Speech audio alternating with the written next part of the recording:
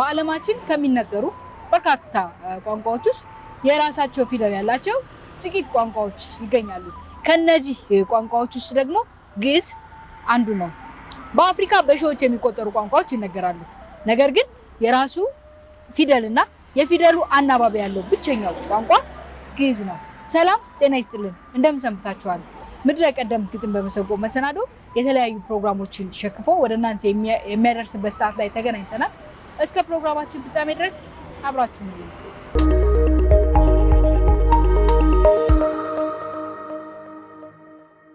ፕሮግራማችንን የምንጀምረው በአፍታ ቱሪዝማችን ይሆናል። የዛሬው አፍታ ቱሪዝማችን ደግሞ ትኩረቱ ግዕዝ ላይ ያደረገ ይሆናል።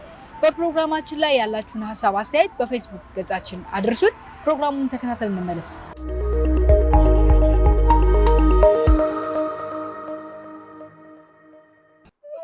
በዚህ ፕሮግራም በተከታታይ የማቀርብላችሁ ከቦታው ተገኝቼ በዓይኔ ያየኋቸውን ከአባቶችና ከታሪክ አዋቂዎች እንዲሁም ከመጽሐፍ የሰበሰብኳቸውን ታሪኮች፣ ቅርሶች፣ የቱሪስት መዳረሻዎችና ኪናዊ መስህቦችን ይሆናል። ተከታተሉ ዘንድ ጋብዛለሁ።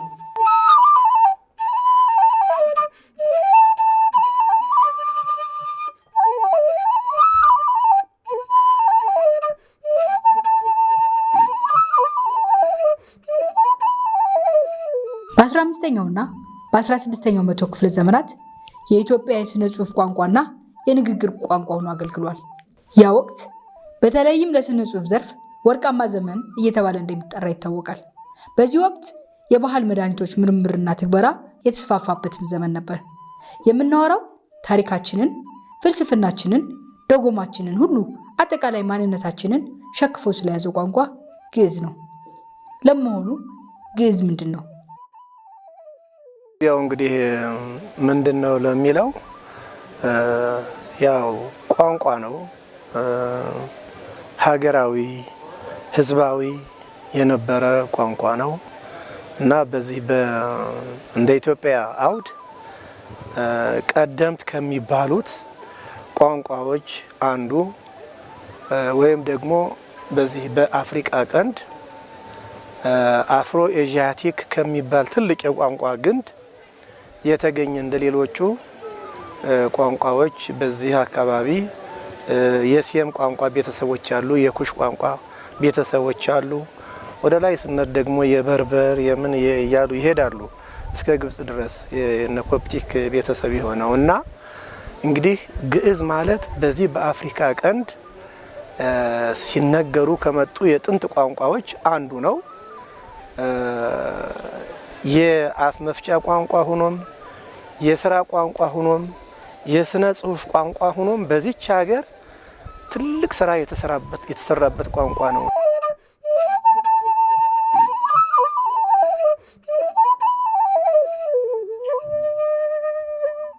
ግዕዝ ብሔረ አጋዚ እየተባለ ለምንጠራው ለኛ ለነጻ ህዝቦች ለኛ ለኢትዮጵያውያን ጥንታዊ ቋንቋ እንደነበር ብዙ የታሪክ መዛግብት ከትቦት እናያለን።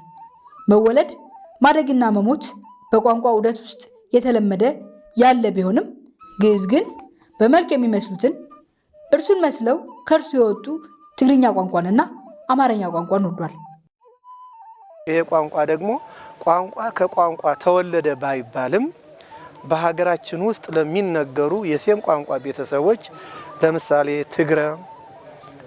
ትግርኛ፣ አማርኛ፣ አርጎብኛ፣ ሀረሪ፣ ጉራግኛ የመሳሰሉት ቋንቋዎች ወልዷቸዋል ባይባልም በዚህ ቋንቋ ላይ ያደጉ ቋንቋዎች ናቸው።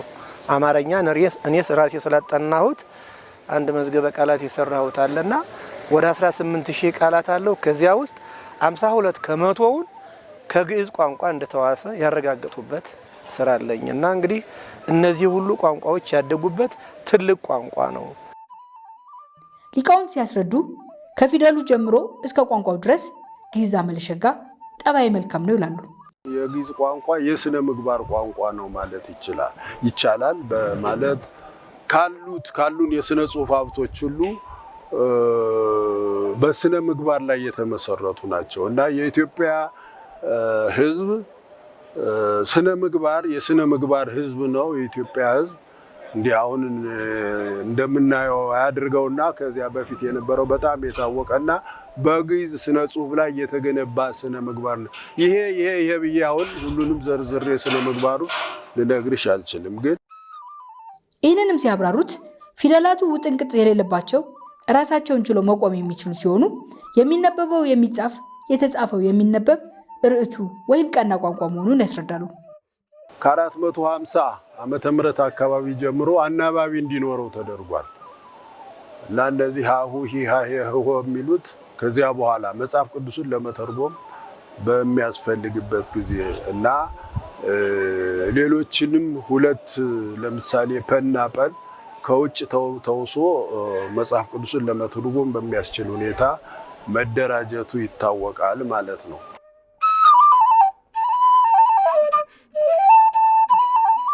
ግዕዝ በክብደቱ በድብቃዊ ሚስጥሩ በአጠቃላይ ሁኔታው ከዓለማችን ከሚነገሩ ቋንቋዎች ወደር የማይገኝለት ኢትዮጵያዊ ቋንቋ ሲሆን በአፍሪካ ውስጥ ከሚነገሩ ቋንቋዎች የራሱ ፊደልና የፊደል አናባቢ ያለው የራሱ ድምጸት ያለው ብቸኛ ቋንቋ ነው።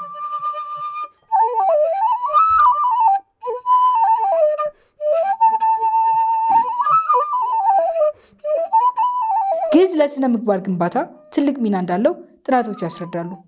ግዕዝና ስነ ምግባር ያላቸውን ተዛምዶ በተመለከተ ሊቃውንቶች ሲያስረዱ ግዕዝ ከስነ ምግባር ጋር የተያያዘ ነገር ነው። የመጀመሪያው እንትን አባከ አክብር ወይም አክብር አባከ ወይም መከ እናትና አባትህን አክብር፣ ይሄ አንድ ስነ ምግባር ነው። ቅድም ሲባል እንደነበረው ሁሉ አፍቅር ቢጸካ ከመ ነፍስከ ባልንጀራህን እንደራስህ ውደድ እየተባለ የተጻፈበትን ነገር የምታስተምር ስለሆነ በዛ በቤተ ክህነቱ ላይ ያሉ ሰዎች ተማሪዎች ጥሩ የሆነ ስነ ምግባር ያላቸው ግብረ ገብነት ያላቸው መምህራቸውን የሚያከብሩ ጓደኞቻቸውን የሚያከብሩ ስነ ምግባር የሚታይባቸው ህብረተሰቡንም አስተማሪዎች እነሱ ናቸው በሃይማኖት ደረጃ ሲታይ እና የስነ ምግባር የግብረ ገብነት መምህራን እነሱ ናቸው። እነዚህ ሰዎች በግዕዝ ተምረው በግዕዝ ቋንቋ ተምረው የወጡ ሰዎች ናቸው እና ከግብረ ገብነት ጋራ የተያያዘ የተሰናሰለ ነገር አላቸው ማለት ነው። የትኛውም ስነ ምግባር የትኛውም ዓለም የአውሮፓውንም ብናስብ ስነ ምግባር በአብዛኛው የሚመነጨው ከባህል ነው። ሌላ ጉዳይ አለ። መሰረታዊ ወይንም ደግሞ ዓለም አቀፋዊ እውነታዎች ናቸው። ይሄ ዩኒቨርሳል ትሩዝ የምንለው ነገር አለ። ስለ እውነት ስናወራ የስነ ምግባር ጉዳይ ነው። እውነት ውሸትም የስነ ምግባር ጉዳይ ነው። የትኛውም ባህል ውስጥ አለ። እያንዳንዱ ባህል ደግሞ ይሄ የሚቃኘው ከእምነት ጋር ነው የሚያያዘው። ከእምነቱ ጋር መዋሸት በዚህ ባህል ውስጥ ክልክል ነው ሲል ከዋሸ ምን ይመጣብኛል ብሎ ነው የሚያስብ። ስለዚህ አይዋሽም ማለት ሰውየው ያየኛል አያየኝም ሳይሆን እኔ በዋሽ ፈጣሪ ያየኛል ነው የሚለው። አሁን ጥያቄው በአንድ የሃይማኖት ቀንበብ ውስጥ አይደለም ያለው። ያ የስነ ምግባር ፍልስፍና ያለው ሰው ውስጥ ነው። ሰው ደግሞ ከምንድን ነው የሚያገኘው? እንዳይዋሽ እውነት እንዲናገር የሚያስገድደው ትስስሩ ጤናማ እንዲሆን ነው።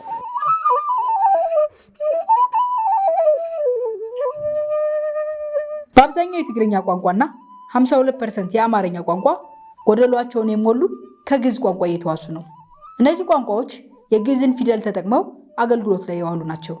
በእርግጥም የእነዚህ ቋንቋዎች መኖር በተለይም አማርኛ የቤተ መንግስት ቋንቋ ሆኖ መመረጥ የግዕዝን ጉዞ ገዝቶት ይሆን የሚል ስጋት የወለደው ጥያቄያችንን ለሊቃውንቶች ሰንዝረናል። የግዕዝ ጥንካሬ የግዕዝ ጉልበት የነበረው በአክሱም ዘመነ መንግስት ነው።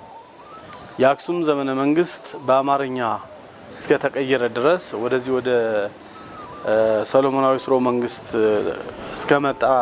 ከመጣ ጊዜ ጀምሮ አማርኛ ቦታውን ሲይዝ ከ1270 ጀምሮ አካባቢ ሙሉ ለሙሉ አቋርጦ ወደ ቤተ ክርስቲያን የገባበት ሁኔታ ነው ያለ። ከዛ በፊት በአክሱም ዘመነ መንግስት ግን እንደ ማንኛውም ቋንቋ ዛሬ አማርኛ ወይም ደግሞ ሌሎች ጠንካራ ቋንቋዎች የሚሰጡትን አገልግሎት ይሰጥ የነበረ አይነት ቋንቋ ነው።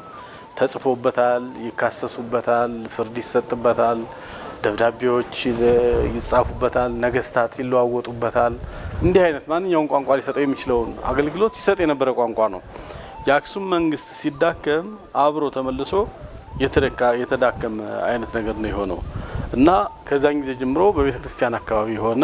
እንግዲህ በዋናነት ግዕዝ ተጠብቆ የቆየባቸው እንደ ሀገራዊ ቋንቋ እንደ ብሔራዊ የሥራ ቋንቋ ምናልባትም እስከ 10ኛው ምዕተ ዓመት ድረስ እንደዘለቀ በታሪክ ያው በዚህ በስነ ልሳን ጥናትም ሂስቶሪካል ሊንጉዊስቲክስ የሚባል አለ አይደለም በዚያ ጥናትም ይታወቃል። ከ10ኛው ምዕተ ዓመት በኋላ ከዚህ ከነ ወዲትና የእርስ በርስ ጦርነት እንትን በመኋላ ያው አንዳንዴ የግዕዝ ስነ ጽሁፍ የጨለማው ዘመን ተብሎ የሚታወቃል። በዚያ ዘመን ግን ተዳክሞ ነበር። ኋላ የተነሳ በእናምደ ጽዮን ነው። የእናምደ ጽዮን ደግሞ አነሳስ አምደ ጽዮን አሁን ትልቅ ከሚያደርጉት ነገሮች ጥንት የጠፉትን ነገሮች ታሪከ ነገስቱን እንደ ድርሳነ ጽዮን ክብረ ነገስትን የመሳሰለውን ሁሉ የሊቃውንት ጉባኤ አቋቁሞ የግዕዝ ስነ ጽሁፍ ወደ ስነ ጽሁፍነት እንዲመጣ አደረገ። አሁን የግዕዝ ስነ ጽሁፍ ወርቃማው ዘመን ተብሎ የሚጠቀሰው ከአምደ ጽዮን ጀምሮ ያለው ነው። ዜና መዋዕል ተጻፈበት። በኋላ ግን አጼ ቴዎድሮስ ሲመጣ ያው ወደ አማርኛ አደላ እና አማርኛን ምክንያት ይኖረዋል። አሁን ሁነን ለምን እንዲህ ያደረገ ብለን አንበይንም። ይሄም ትልቁ ጥፋታችን በዚህ ዘመን የለመድነው ስህተት ይሄ ነው። ለምን ግዕዝን ትቶ አማርኛ ያደረገ ብለን በቴዎድሮስ መበየን አንችልም። እሱ እንግዲህ የራሱ ምክንያት አለው። ከሊቃውንቱ መክሮ ይሆናል፣ ከመኳንንቱ መክሮ ይሆናል። አማርኛ ኦፊሻል ቋንቋ እንዲሆን አደረገ። ለዚህም ትልቁ መነሻው የሱ 2 ዜና መዋዕላት ባለቃ ዘነበና ባለቃ ወልደ ማርያም የተጻፉት ዜና መዋዕላት አማርኛ ሆኑ። ከዚያ በኋላ አማርኛ እንግዲህ ግዕዝን ትንሽ እየገፋው መጣ። ዛሬ እንግሊዘኛው አማርኛውንም ግዕዙንም እየደፈጠጠው እንደመጣ ሁሉ እና ይሄ ምንም ጥያቄ የለውም። ለኢትዮጵያ የሥነ ጽሑፍ እድገትና ለታሪክ ስደራው የግዕዝ ቋንቋ ያለው ሚናን በተመለከተ ሀሳባቸውን ያካፈሉ ሊቅ እንዲህ ይላሉ። ስነ ጽሑፉ የሚጀምር ከድንጋይ ላይ ጽሑፍ ነው። ከዚያ ተነስቶ ወደ ብራና ጽሑፍ ይመጣል እና የስነ ጽሑፍ እድገቱ በጣም ከፍተኛ ነው። ሀገራዊ የሆኑ ብዙ ነገሮች አሁን መዘርዘር ባይቻልም ብዙ ነገሮች የተሰሩበት ቋንቋ ነው። ሀገሪቱም ራሷ በቋንቋው ብሔረ አጋዚ ተብላ የምትጠራበት የምትታወቅበት የነበረ ቋንቋ ነው።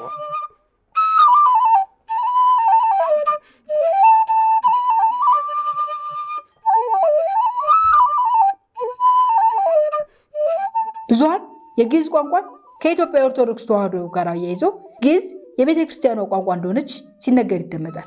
ይህ የተሳሳተ ትርክት መነሻው የት እንደሆነ ባይታወቅም በእርግጥም የኢትዮጵያ ኦርቶዶክስ ተዋሕዶ ቤተክርስቲያን ቋንቋውን በመጠበቅ በማበልጸግ እያደረገች ያለችውን አስተዋጽኦ በተመለከተ ዶክተር ሙልቀን እንዲህ ይገልጹታል። 40 ሺህ በላይ አብያተ ክርስቲያናት አሉ። በ40 ሺህ አብያተ ክርስቲያናት አሁን የጾም ወቅት ነው። ጾመ ኢየሱስ ይባላል። በዚህ በጾመ ኢየሱስ እያንዳንዱ ቤተክርስቲያን ላይ ቅዳሴ ሊወጡ ሲሉ ዕጣነ ሙገር የሚባል የቅኔ ክፍል አለ። በዛሬው ዕለት 9 ሰዓት ላይ ቅኔ ያደርጋሉ። አዲስ ቅኔ ማለት ቅኔ የማይደገም ያልነበረ አዲስ ነገር ነው የሚከናወን። 35000 ሰዎች ቤተክርስቲያን ላይ ቆመው ዛሬ በሶስት አይነት ነገር የተዘጋጀ ቅኔ 35000 የቅኔ ሊቃውንት 5000 ምናልባት ገጠር አካባቢ ሊሆን ይችላል፣ የሰው ጥረት ሊኖርባቸው ይችላል ብለን ትተነው 35000 ሰዎች ግን ቅኔ ዛሬ ይደርሳሉ። 105000 ቅኔዎች በዛሬዋ 9 ሰዓት ላይ በዛሬዋ ቅጽበት ትደረሳለች። በዛሬዋ ዕለት ማለት ነገም እንደዛ ይሄ ጾም እስከሚያልፍ ድረስ እስከ ሆሳዕና እሁድ ድረስ ሁሌ ይካሄዳል ይሄ ነገር ማለት ነው። ስለዚህ ግዕዝ የተዳከመ መስሏችሁ ከሆነ አልተዳከመም። ለምን ቢባል እነዚህ 105000 ድርሰት በአማርኛ በአንድ ቀን አይደረስም። ይደረሳል?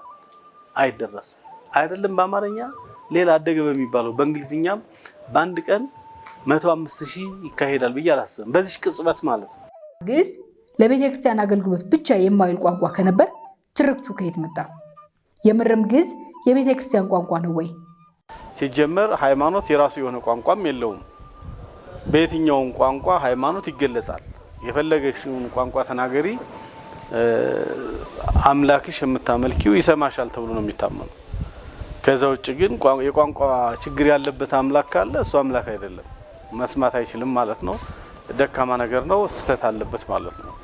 በአብዛኛው በዚህ ባለፉ 50 እና 40 ዓመታት ወይም ደግሞ ዘመናዊ ትምህርት ወደ ሀገራችን እየገባ ከመጣ ጊዜ ጀምሮ ቋንቋውን ያው ትውልዱ ሸሽቶታል እና የሃይማኖት ቋንቋ ብቻ የነገረ መለኮት ቋንቋ ብቻ የቤተ ክርስቲያን መወደሻ መቀደሻ የጸሎት የትምህርት ቋንቋ ብቻ አድርጎ የማየት ዝንባሌው በጣም ሰፊ ነው እና ቋንቋውም እንዲዳከም ያደረገው አንዱ ይሄ ነው። ነገር ግን ግዕዝ እንደ ቋንቋ አንድ ቋንቋ በዘመኑ ለአንድ ተቋም አይደለም ለአንድ ህዝብ ብቻ የማያገለግልም። ኦርቶዶክስ ቤተክርስቲያን ተቋም ናት። እንደ ተቋም እስካሁን ቋንቋውን ጥብቃ ይዛ ስለመጣች በጣም በየመድረኩ ትመሰገናለች፣ ልትመሰገንም ይገባል። ነገር ግን አንድ ቋንቋ የተቋም ቋንቋ ሊሆን አይችልም።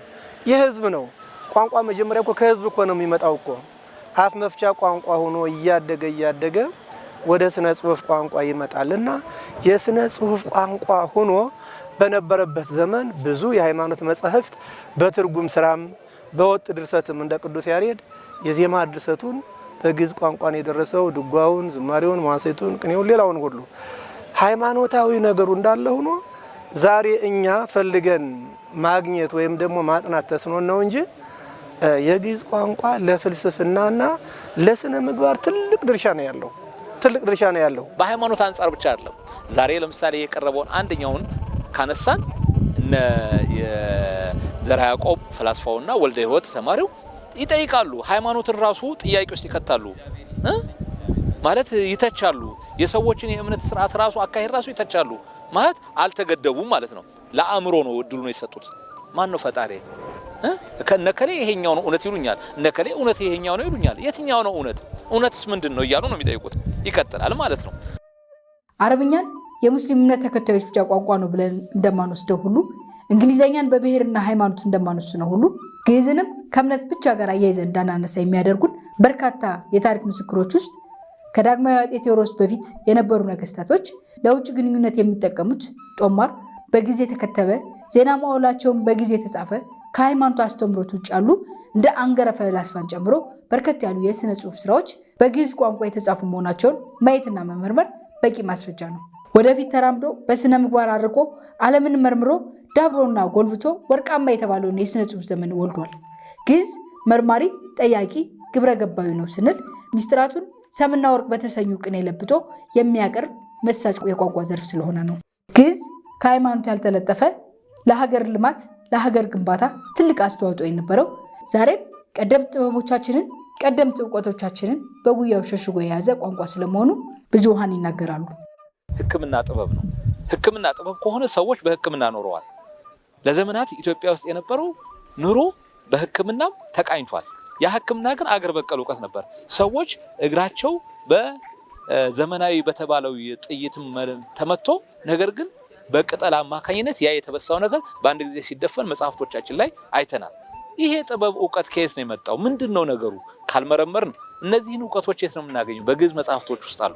ስለዚህ ይሄንን እውቀት የዛን ጊዜ እንዲህ አይነት ነገር አለ ብለን ጠቆምታ በጉባኤው መከት ስንሰጥ ምን ይኖራል? የሕክምና ትምህርት ኮሌጆች፣ የመድኃኒት አምራችና ተመራማሪዎች እዚህ ጉዳይ ላይም ትኩረት ሰጥተው ግዕዝን እንደ ትኩረት የማጥኛ ስልት የመረጃ መቅሰሚያ ስልት እንዲያደርጉት ዋና ግባችን አንደኛ። ምክንያቱም ቋንቋውን አሁን ተነስተን ተናጋሪ አንፈጥርለት ማፈፈታውን የለው። ነገር ግን የተከማቸው እውቀት ግን ለህይወት ስርዓታችን ጥቅም እንዲውል መጠቆም እንችላለን። የ5000 ዘመን ታሪካችን ተመዞ የወጣው ፍልስፍናችን፣ ዘመን አቆጣጠራችን፣ ተዝናኖታችን የተከሰመው ታሪካችን የተሻገረው ግዕዝ በሚባል ድልድይ ግዕዝ በሚባል መንገድ ነው። በዓለማችን ከ38 በላይ ዩኒቨርሲቲዎች ግዕዝን አገላብጠው ያጠኑታል። በጀርመን ሀገር እስከ PhD ድረስ ቋንቋውን ይማሩታል። በዓለም ላይ ከ25 እና ከዛም በላይ ሊሆኑ ይችላሉ ዩኒቨርሲቲዎች ግዕዝ የሚሰጥባቸው ዩኒቨርሲቲዎች እንዳሉ እኔም አውቃለሁ። አንዱ እኔም ጀርመን ነው በርሊን ነው ተምሬ የመጣሁት። እኔ ራሴ ግዕዝን እኔ እዚሁ አለኝ ቤዝ አለኝ አውቀዋለሁ። ከግዕዝ ምን ይማራሉ ብለን ከመጠየቃችን በፊት እኛ ስለምን አንማረው ብለን መጠየቅ ተቀዳሚ ተግባራችን መሆን ይገባዋል እያለን የዛሬው አፍታ ቱሪዝም ትኩረቱ ቀዳሚ ቋንቋ ግዕዝ ላይ የነበረ ሲሆን ሳምንት በሌላ ርዕስ እንገናኛለን።